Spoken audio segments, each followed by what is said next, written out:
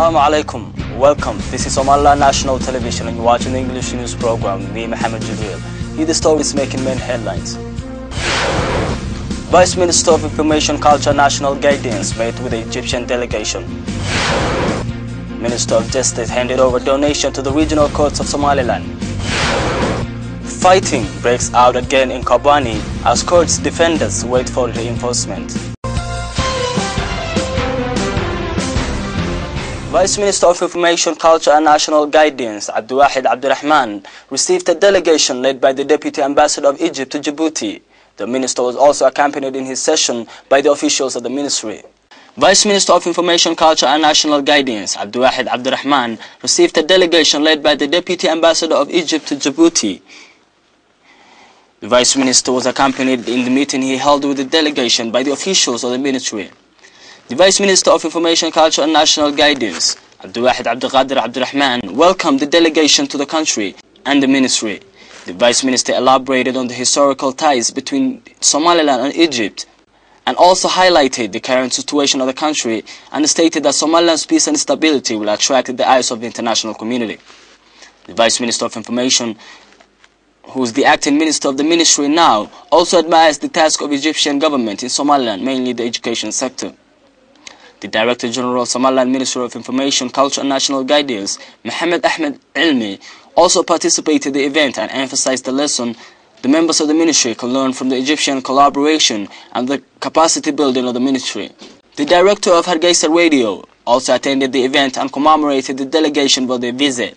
Conclusively, the Deputy Ambassador of Egypt to Djibouti, Mohammed Amin, also appreciated the generous host of the ministry officials and also elaborated on the solid relationship between the two countries. The Deputy Ambassador also explained the future cooperation plans of Egypt government toward the Somaliland's progress. Somaliland Minister of Justice and Judicial System, Hussein Ahmed Aidid, donated 3 minibus to the regional courts of Somaliland at the capital of Somaliland, Hargeisa.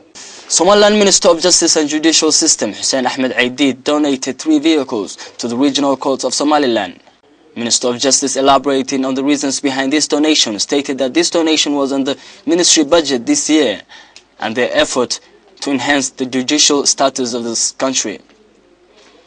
Officials of the Ministry of Justice, including the Director General Qadr Ahmed, also attended the event and officials representing the regional courts of Somaliland. The Director General of Somaliland Ministry of Justice, speaking at the event, elaborated on the plans of the ministry toward the enhancement of the service provided by the regional courts of Somaliland. Qadr Ahmed, the Director, also sent gratitude to the Minister of Justice, Hussein Ahmed Aidid, for the endless effort toward the justice system of Somaliland. Representatives of the regional courts of Somaliland also spoke at the event and sent gratitude to the Minister of Justice for his cooperative role and contribution to the regional courts of Somaliland. Conclusively, the Minister of Justice and Judicial System urged the administration of the regional courts to take good care of these vehicles. A ceremonial event was held for the top students of Al-Irshad Primary and Secondary School at the capital Hargeisa. This event was attended by the Vice Minister of Fisheries, Abdikarim Ahmed Moge. This ceremonial event was attended by top-ranking officials of Somaliland government, including the Vice Minister of Fisheries, the Director of the private sectors of Ministry of Education and Higher Studies, and other public figures. The objective behind this event was to reward the top students that set for the primary and secondary examination of Somaliland. The head of the Al-Irshad Primary School, Abdurrashid Haji Hussein Dahir, speaking at the opening of the event, elaborated on the history and admired the success of these students. The principal of Al-Irshad Primary and Secondary School also congratulated these students and stated that it's a repute for the school. The Vice Minister of Fisheries, Abdikarim Ahmed Moge, who also participated in this event, held for the students of Al-Irshad School, congratulated the students and encouraged them to continue their effort for knowledge.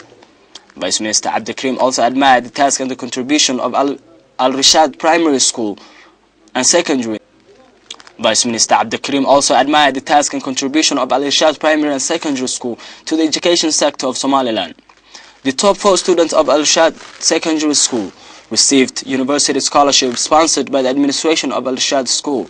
The number 1 student of Al-Irshad Primary School also received secondary scholarship from the administration and a laptop for her future educational activities. You still tune to the English news program on Somaliland National Television, the only Somali-speaking channel with an English news program. And now for our international headlines in detail.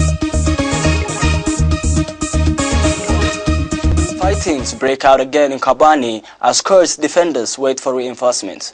Fierce fighting has broken out again in northern parts of the beleaguered Kurdish Syrian town of Kobani after a relatively quiet day on Monday. Earlier, the town's Kurdish defenders appeared to have driven out ISIL fighters.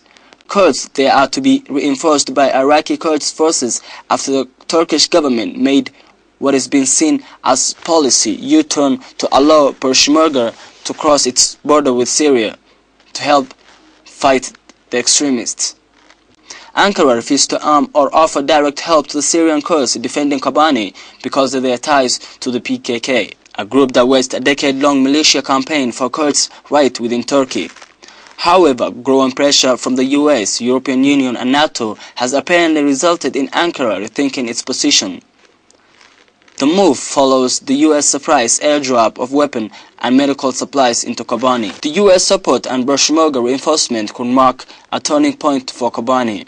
Although largely deserted after residents fled into Turkey, in the face of the advancing extremists, Syrian Kurds fighters have been holding out against better armed ISIL for weeks. The World Health Organization, WHO, has officially declared Nigeria free from deadly Ebola virus. This comes after one determined doctor and thousands of officials and volunteers helped end an outbreak still ravaging other parts of West Africa. The virus has killed more than 4,500 people across three most affected countries, Guinea, Sierra Leone and Liberia, where patients are being turned away from overflowing clinics. Senegal, where one case was imported from Guinea, was declared Ebola-free on Friday by the WHO. Norway's first person infected with Ebola has been declared healthy and not contagious. Meanwhile, Spanish nurse Teresa Romero has tested negative for the deadly virus. Reports say her health is slowly improving. Patients who came in contact with Romero have shown no symptoms. Romero was the first person to contract the virus outside of West Africa after treating patients who had returned from Sierra Leone. That's all the news we have for you tonight. Until next time, Assalamu alaikum wa rahmatullahi wa barakatuh.